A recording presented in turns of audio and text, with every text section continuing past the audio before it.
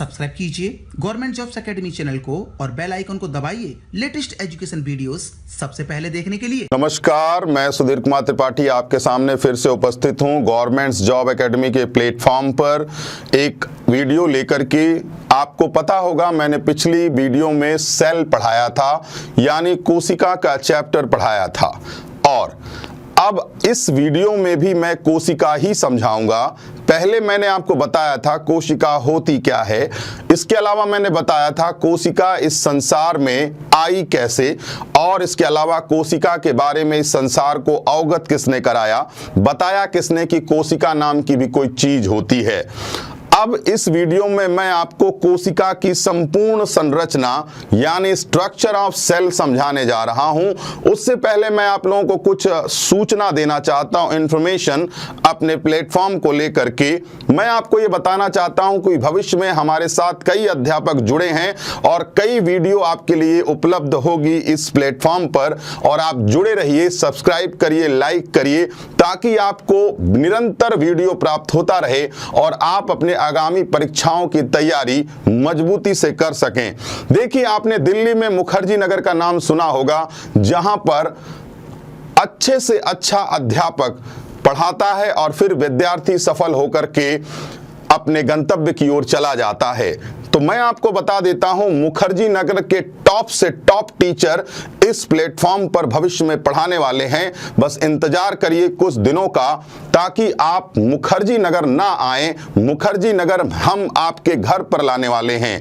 तो उम्मीद रखिए, विश्वास रखिए, भविष्य आपका हमारे अध्यापकों के साथ अच्छा होगा, और जुड़े रहिए ताकि आप अपने आगामी परीक्षाओं में सवालों को बड़ी आसानी से हल कर सकें। सभी विषय के अध्यापक आपको प्राप्त होंगे और वह आपकी परीक्षा की तैयारी में महत्वपूर्ण योगदान निभाएंगे। तो जुड़े रहिए। और अब मैं आपको सेल यानी कोशिका का स्ट्रक्चर समझाने जा रहा हूं। आप कहोगे सर ये क्या है, तो मैं कहूंगा ये ईंट है। अब आप कहोगे सर ईंट है तो ये कहां की ईंट है, तो ये ईंट है कहां की, शरीर की ईंट है। अब इस ईंट में ये सब क्या बना हुआ है, तो मैंने पिछली क्लास में आपको बताया था कोशिकाएं दो प्रकार की होती हैं। एक का नाम है सिंगल सेल, एक का नाम है मल्टी सेल। ये प्रोकैरियोटिक है और ये क्या है, यूकैरियोटिक है। इसका मतलब तो यही हुआ ना, ये एक कोश की है और ये बहुकोश की है। एक्चुअल में ये संरचना बैक्टीरिया की है। बैक्टीरिया कितनी कोशिकाओं का बना होता है, तो बैक्टीरिया तो सिंगल सेल का बना होता है। तो इसका मतलब ये हुआ कि बैक्टीरिया का एक सेल ही उसका शरीर है। अब देखिए ये क्या है, प्रोकैरियोटिक यानी हम लोगों की कोशिका। लेकिन आप कहोगे सर यहां तो लिखा हुआ है प्लांट सेल स्ट्रक्चर, पादप कोशिका संरचना। तो सुनिएगा, पादप और जंतुओं में बहुत विशेष अंतर नहीं होता, कुछ अंतर होते हैं। वह अंतर हम आपको स्पष्ट करने जा रहे हैं, बहुत आसानी से आपको समझ में आ जाएगा। जैसे हमारे शरीर में आप देखोगे हाथ पैर अंग कहलाते हैं, ऑर्गन कहलाते हैं, वैसे ही इस सेल के अंदर जो भी पाया जा रहा है वो सब आपका क्या है, सेल ऑर्गन या कोशिका के अंग, कोशिकांग कहलाता है। अब आगे आपको समझाने फिर जा रहा हूं, सुनिएगा। पादप कोशिका और जंतु कोशिका या एक कोशिका और बहुकोशिका में सबसे बड़ा अंतर क्या होता है, केंद्रक का। मैं कल ही स्पष्ट कर चुका हूं। यानी अगर बैक्टीरिया की सेल की बात की जाए तो जीवाणु की कोशिका में क्या नहीं होता, तो जीवाणु की कोशिका में क्या नहीं होता, केंद्रक नहीं पाया जाता, ध्यान रखिएगा। जबकि हम लोगों की कोशिका में केंद्रक क्या होता है, पाया जाता है। अब आप कहोगे सर ये सब स्ट्रक्चर बना तो दिया, इसका मतलब क्या होता है, तो आइए मतलब समझाते हैं। हमारे कोशिका में माइटोकॉन्ड्रिया पाया जाता है और हमारे शरीर की एक एक कोशिका ऊर्जा लेती है और ऊर्जा बनाती है। तो इसका मतलब यह हुआ कि ऊर्जा बनाने के लिए ग्लूकोज चाहिए, कंपोनेंट चाहिए, तब ना एनर्जी बनेगी। तो आपके प्रत्येक कोशिका में माइटोकॉन्ड्रिया है और प्रत्येक कोशिका एनर्जी बनाती है, तो कंपोनेंट भी तो जरूरी है। तो जैसे हम अपने पूरे शरीर से खाना बनाते हैं, फिर इसके बाद खाते हैं, पचाते हैं, फिर बाद में एनर्जी लेते हैं। उसी प्रकार से हमारे पूरे शरीर में जितनी भी कोशिका होती है, प्रत्येक कोशिका ऊर्जा उत्पन्न करने का काम करती है, खाना बनाने का काम करती है और इसके बाद पचाने का काम करती है, जो हम अपने पूरे शरीर से करते हैं। तो सबसे पहले हम जो आपको वर्णन करेंगे, दीवारों का वर्णन करने जा रहे हैं। आपके सामने एक लिखा हुआ है प्लांट। इसका मतलब जब मैं आपको कुछ बताऊं तो वो प्लांट बता रहा हूं, लेकिन मैं जब कुछ बताऊं एनिमल के बारे में तो उसको ध्यान से सुनिएगा। अगर ये पादप कोशिका है, क्या है? अगर ये प्लांट सेल है तो उसमें सेल वॉल भी होगी और आपको सेल मेम्ब्रेन भी होगा। यहां बाय मिस्टेक एक गलत चीज लिख गई है, उसका नाम है सेल मेम्ब्रेन यानी कोशिका झिल्ली। अगर ये पादप कोशिका है तो कोशिका भित्ति भी होगी और कोशिका झिल्ली भी होगी। लेकिन अगर ये जंतु कोशिका है, हम लोगों की कुत्ता बिल्ली की कोशिका है, तो उसमें क्या नहीं होगा? सेल वॉल नहीं होगा। इसका तो यही मतलब हुआ कि जंतु कोशिका और पादप कोशिका में, एनिमल एंड प्लांट सेल में सबसे बड़ा डिफरेंस क्या होता है? तो उसका नाम है क्या? Cell wall. जब भी कभी पूछा जाए कि प्लांट और एनिमल सेल में डिफरेंसेस क्या हैं, तो सबसे बड़ा डिफरेंस सेल वॉल होता है। आपको मालूम है ये सब क्या करते हैं? अच्छी चीजों को अंदर आने और बाहर खराब चीजों को जाने को नियंत्रित करने का काम करते हैं। अगर ये प्लांट सेल है तो प्लांट की सेल वॉल किस चीज की बनी होगी?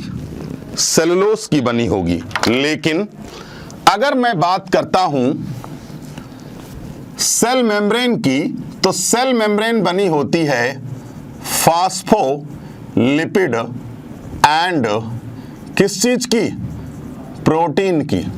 यानी फास्फोलिपिड और प्रोटीन की बनी होती है। ध्यान रखिएगा इस बात को।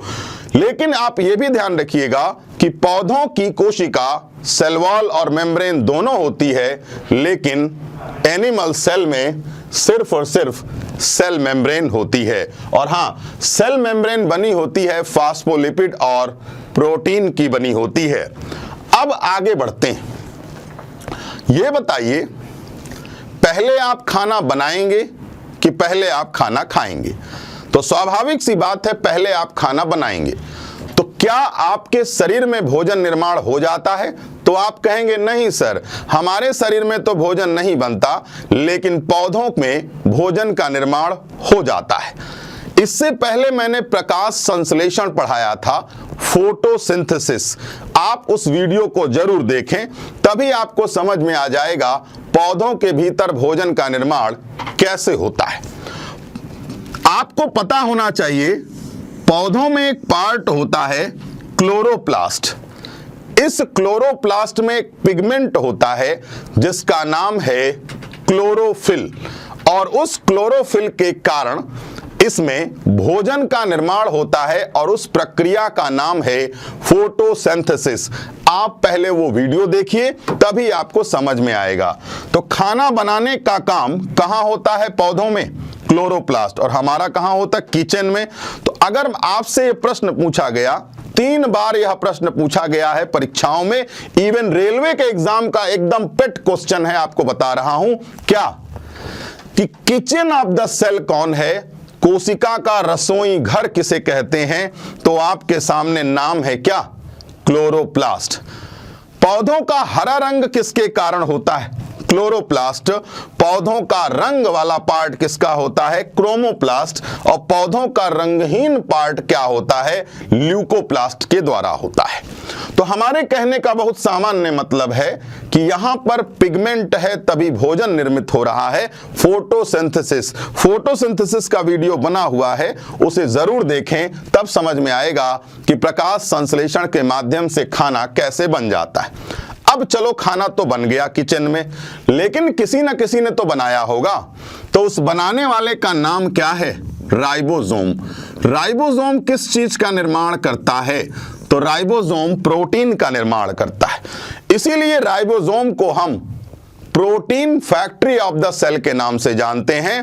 कोशिका की प्रोटीन फैक्ट्री भी कहा जाता है। अब खाना बन गया राइबोसोम के द्वारा और बना कहां? क्लोरोप्लास्ट यानी किचन में। तो अब खा लेते हैं। खाने का काम वही करेगा जो चारों तरफ बिखरा है, ताकि सेल पूरे सेल में पहुंच जाए। तो बताइए उसका नाम क्या है जो हर जगह पाया जा रहा है? साइटोप्लाज्म। आप जानते हैं study of cell is known as, क्या नाम है? साइटोलॉजी। यानी कोशिका के अध्ययन को साइटोलॉजी कहा जाता है। साइटो मतलब कोशिका और प्लाज्म का मतलब इसके अंदर पाया जाने वाला लिक्विड। आपको पता होना चाहिए कोशा द्रव्य का निर्माण प्रोटीन, वाटर, मिनरल के द्वारा होता है। और हां, आप ये बताओ, यहां तो लिक्विड का नाम लिखा है प्रोटोप्लाज्म और वहां तो लिखा है साइटोप्लाज्म। तो आप मुझे ये बताइए, क्या यहां पर न्यूक्लियस या केंद्रक है? तो आप कहेंगे नहीं है सर केंद्रक। तो सुनिएगा, न्यूक्लियस के अंदर के लिक्विड को क्या कहते हो? न्यूक्लियोप्लाज्म। और सुनिए, मान लो ये यहां से फट गया तो इसका सारा लिक्विड, यानी अब साइटोप्लाज्म में क्या चीज जुड़ गया है बताइए जरा सा। साइटोप्लाज्म में जैसे ही न्यूक्लियोप्लाज्म जुड़ता है, साइटोप्लाज्म में जैसे ही न्यूक्लियोप्लाज्म जुड़ता है, वैसे ही एक चीज का निर्माण होता है और उसका निर्माण क्या है? प्रोटोप्लाज्म। तो हमारे कहने का मतलब यह है, एग्जाम का प्रश्न भी सुन लीजिए, जीव द्रव्य का निर्माण यानी सिंथेसिस ऑफ प्रोटोप्लाज्म बाय, तो आपका आंसर होगा साइटोप्लाज्म प्लस न्यूक्लियोप्लाज्म, कोशा द्रव्य और केंद्रक द्रव्य। और हां, कोशा द्रव्य को यानी जीव द्रव्य को कोशिका का भौतिक आधार भी कहते हैं, यानी protoplasm is also known as physical base of the cell. तो खाना कहां बना? क्लोरोप्लास्ट में। किचन ऑफ द सेल किसने बनाया? राइबोसोम ने। राइबोसोम ने क्या बनाया? प्रोटीन। तो protein factory of the cell का नाम बताइए? राइबोसोम कहा जाता है। खाना किसने खाया? साइटोप्लाज्म। साइटोप्लाज्म में न्यूक्लियोप्लाज्म मिला, क्या बना? प्रोटोप्लाज्म। तो ये बताओ, हम इसको कोशिका का क्या कहते हैं? Physical base of the cell, यानी हम इसे कोशिका का भौतिक आधार भी कहते हैं। ध्यान रखिएगा। अब हम आपको आगे समझाने जा रहे हैं, ध्यान से सुनिए। खाना बन गया है, बनाने वाला डिसाइड हो गया, खा भी लिया गया है।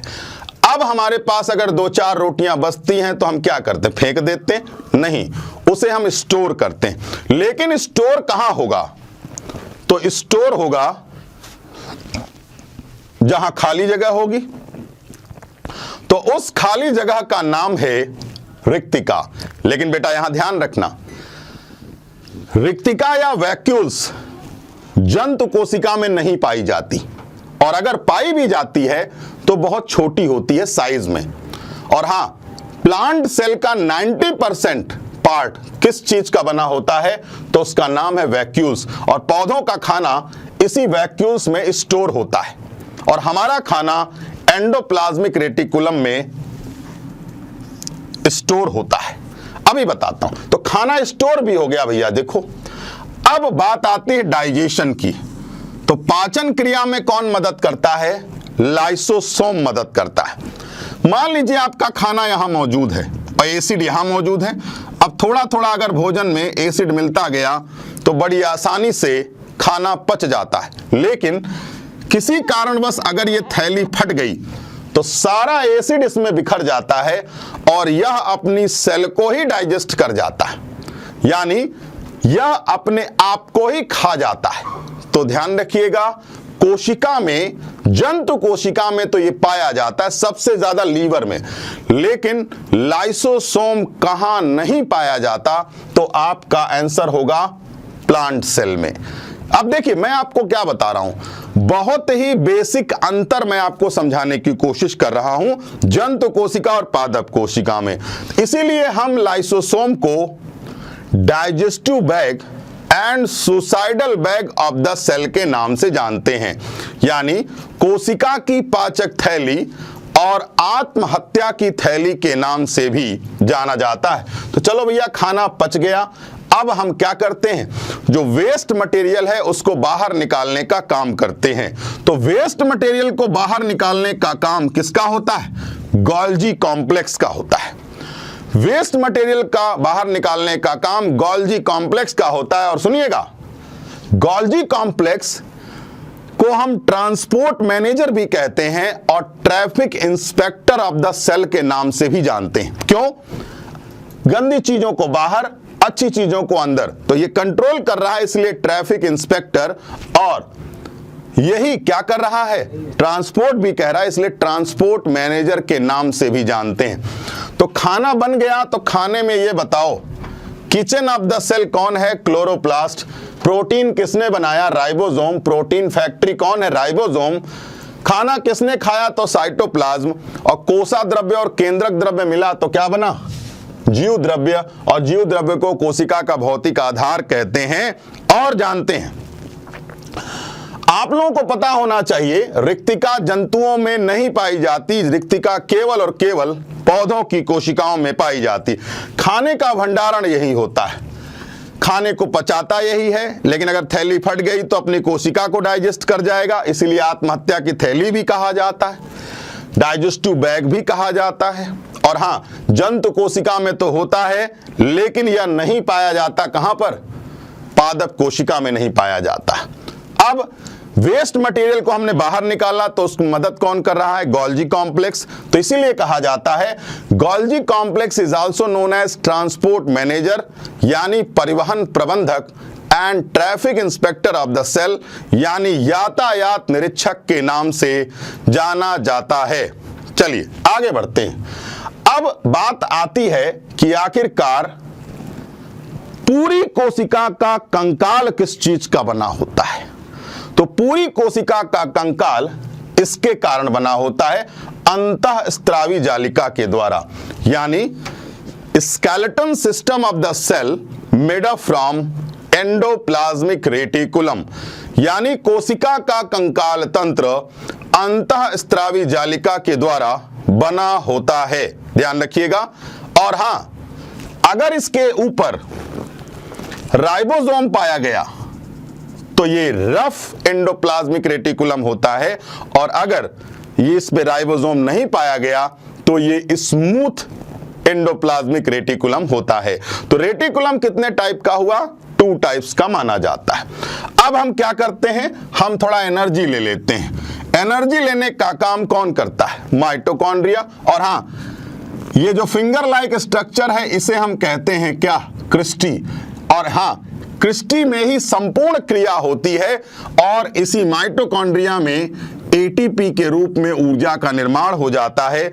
इसीलिए हम माइटोकॉन्ड्रिया को power house of the cell के नाम से भी जानते हैं। तो खाना बनाइए, पकाइए, उसके बाद उसको जलाइए, प्रोटीन बनाइए, साइटोप्लाज्म के द्वारा खिलाइए, डाइजेशन लाइसोसोम से करिए। और हां, जंतु और पादप कोशिका में सबसे बड़ा अंतर किस चीज का होता है? सेल वॉल का होता है। और हां, एक कोशिका और दो बहु कोशिका में सबसे बड़ा अंतर क्या होता है? केंद्रक का होता है।